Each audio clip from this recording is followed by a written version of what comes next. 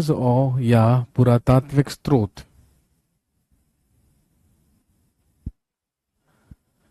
और आप जानते हैं आर्कियोलॉजिकल सोर्सेज में वैसे तो कई सारी चीजें शामिल होती हैं भाई।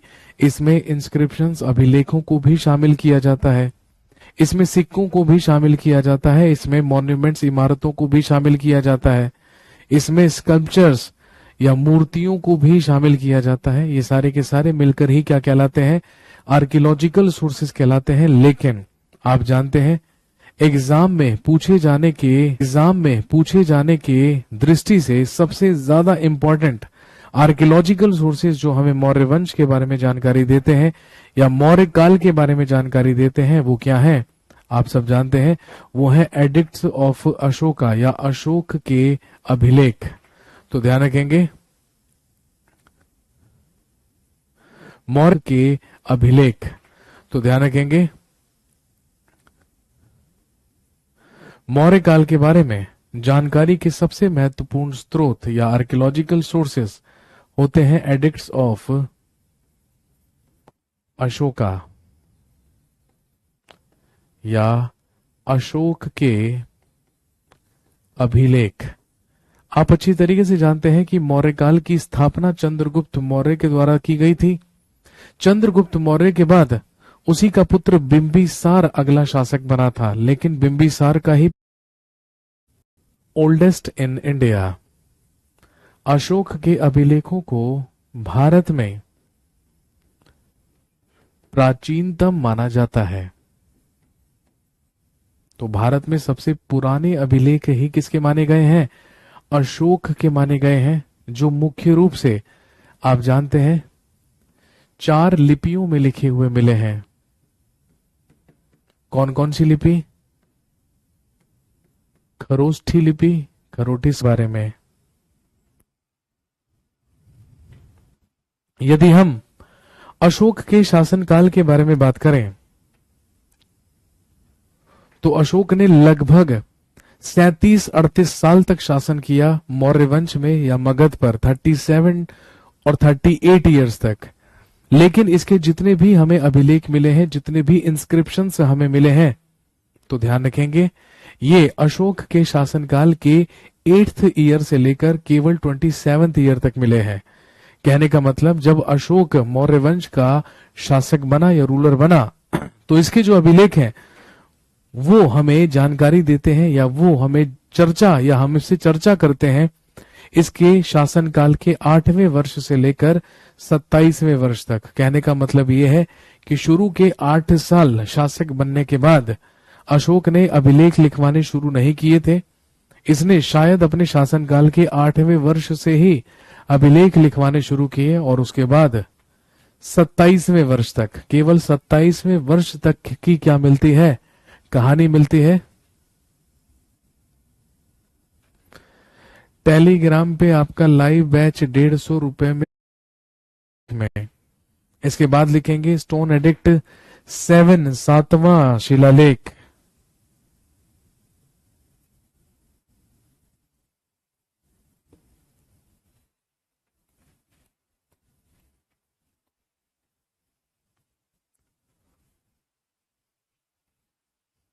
इसके बाद होता है स्टोन एडिक्ट 7 या 7वां शिलालेख। लिखेंगे ये अशोक का सबसे लंबा शिलालेख है।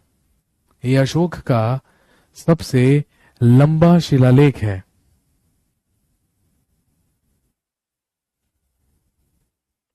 लिखेंगे और इसमें है control over mind and soul, मस्तिष्क एवं आत्मा पर नियंत्रण। मस्तिष्क एवं आत्मा पर नियंत्रण, control over mind and soul.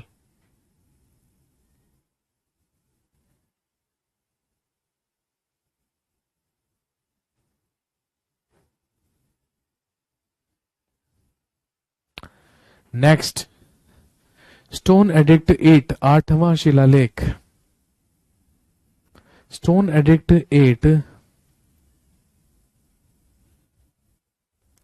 या 8वां शिलालेख। इसमें कहा गया है कि सम्राट अब विहार यात्रा को त्याग कर या विहार यात्रा को खत्म करके, समाप्त करके अब केवल धम्म यात्रा करेंगे। सम्राट विहार यात्रा को समाप्त कर अब धम्म यात्रा करेंगे और सभी वर्गों से मुलाकात करेंगे। अभी तक तो अशोक केवल और केवल विजिट किया करता था विहारों में। विहार का मतलब हमने पढ़ा था, बौद्ध धर्म के अनुसार जो निवास स्थल हुआ करते हैं उन्हीं को क्या कहा जाता है, विहार कहा जाता है। लेकिन इस अभिलेख में अशोक के बारे में कहा गया है कि अब ये विहार यात्रा को त्याग देंगे और धम्म यात्रा करेंगे, जिसमें ये विभिन्न वर्ग के लोगों से क्या करेंगे, संपर्क करेंगे।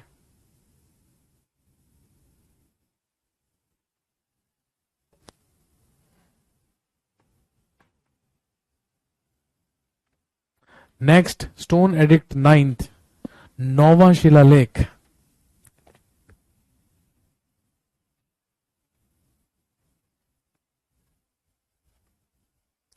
लिखेंगे इसमें जन्म विवाह, इसमें जन्म विवाह मृत्यु एवं यात्रा के बाद, इसमें जन्म विवाह मृत्यु एवं यात्रा के बाद किए जाने वाले आयोजनों की निंदा की गई है। इसमें जन्म विवाह मृत्यु और यात्रा के बाद किए जाने वाले आयोजनों की निंदा की गई है और कहा गया है कि जन्म के समय, विवाह के समय, मरने के समय या किसी यात्रा के समय जितनी भी आयोजनों का या जितने भी कार्यक्रमों का आयोजन किया जाता है वो सारे के सारे क्या कर देने चाहिए, बंद कर देने चाहिए। नेक्स्ट लिखेंगे स्टोन एडिक्ट 10।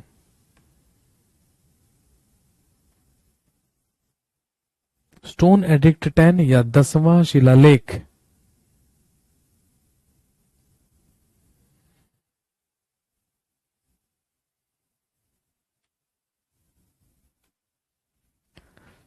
लिखेंगे इसमें ख्याति और गौरव की निंदा की गई है। इसमें ख्याति और गौरव की निंदा की गई है और धर्म नीतियों का पालन करने के लिए कहा गया है और धर्म नीतियों का पालन करने के लिए कहा गया है। नेक्स्ट, स्टोन एडिक्ट 11, 11वां शिलालेख। स्टोन एडिक्ट 11 या 11वां शिलालेख। इसमें है, लिखेंगे अशोक की धर्म विजयों का वर्णन, description of Dharma victories. Ashok की धर्म विजयों का वर्णन। नेक्स्ट, स्टोन एडिक्ट 12, 12वां शिलालेख।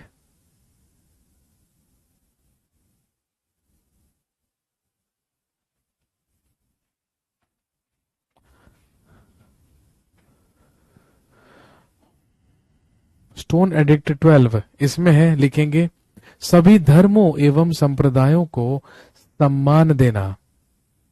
सभी धर्मों एवं संप्रदायों को सम्मान देना, to give respect to all religions and communities. To give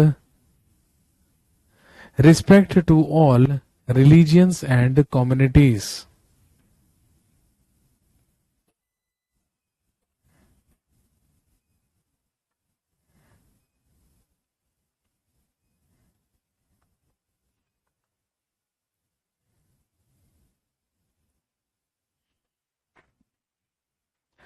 next, the most important one, लिखेंगे स्टोन एडिक्ट 13। इसको इंपॉर्टेंट मार्क कर लीजिएगा, एग्जाम में 80% यही पूछते हैं।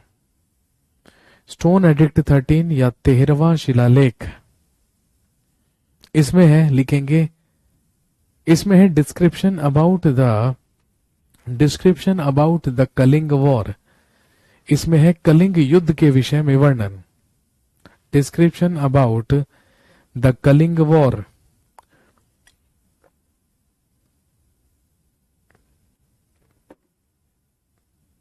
कलिंग युद्ध के विषय में वर्णन।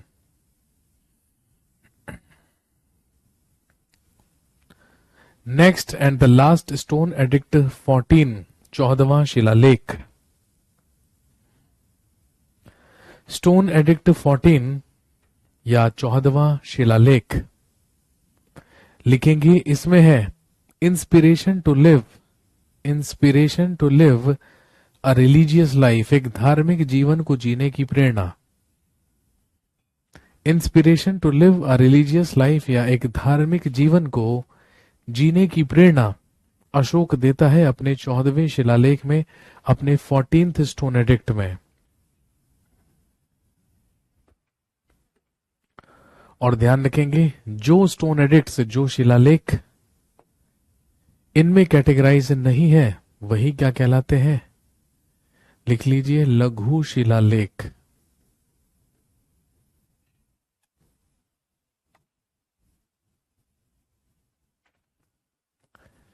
इसके बाद लिखेंगे माइनर स्टोन एडिक्ट्स, जिन्हें आप कह सकते हैं लघु शिलालेख।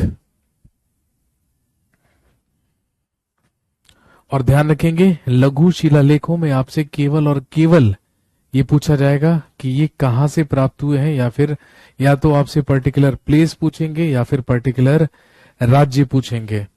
सबसे पहला लिखेंगे रूपनाथ स्टोन एडिक्ट या रूपनाथ स्तंभ, रूपनाथ शिलालेख। सबसे पहला लिखेंगे, सबसे पहला लिखिए रूपनाथ स्टोन एडिक्ट या रूपनाथ शिलालेख। जो कहां से मिला, लिखेंगे फाउंड फ्रॉम जबलपुर मध्य प्रदेश। ये प्राप्त हुआ मध्य प्रदेश के जबलपुर से।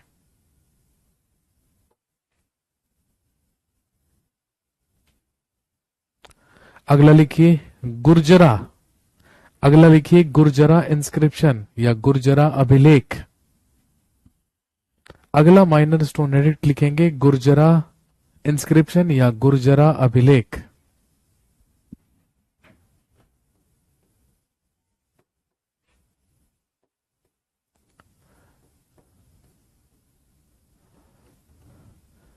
लिखेंगे जो कि प्राप्त हुआ दतिया, जो कि प्राप्त हुआ दतिया मध्य प्रदेश से।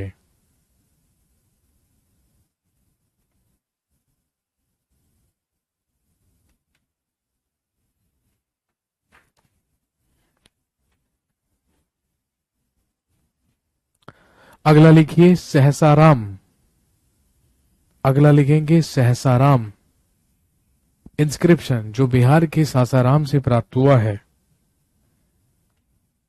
अगला सहसाराम इंस्क्रिप्शन, जो बिहार के सासाराम से प्राप्त हुआ है।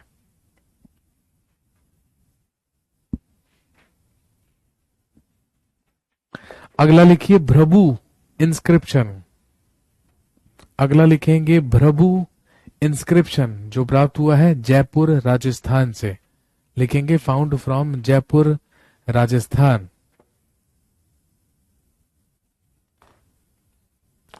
अगला लिखिए मास्की इंस्क्रिप्शन या मास्की अभिलेख। अगला लिखेंगे मास्की इंस्क्रिप्शन या मास्की अभिलेख, जो मिला है लिखेंगे रायचूर कर्नाटका से। इसे इंपॉर्टेंट मार्क कर लीजिएगा, मास्की को इंपॉर्टेंट मार्क कर लीजिएगा, क्योंकि मास्की अभिलेख से ही हमें अशोक के नाम का पता चलता है कि इस महान शासक का नाम क्या था, अशोकवर्धन। नेक्स्ट अगला लिखिए ब्रह्मगिरी इंस्क्रिप्शन,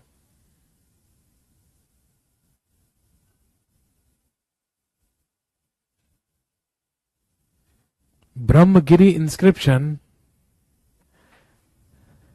जो प्राप्त हुआ है लिखेंगे चिंतल दुर्ग कर्नाटका से। चिंतल दुर्ग कर्नाटका से मिला है ब्रह्मगिरी।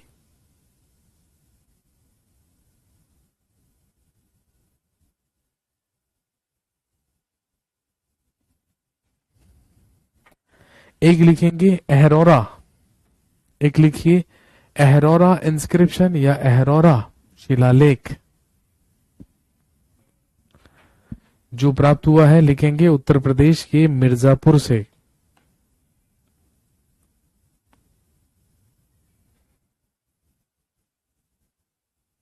उत्तर प्रदेश के मिर्जापुर से।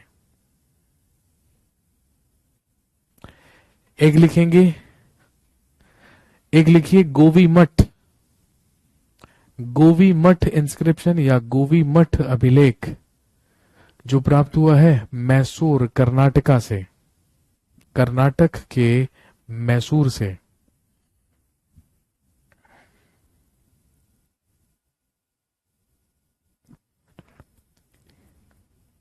और एक लिख लीजिएगा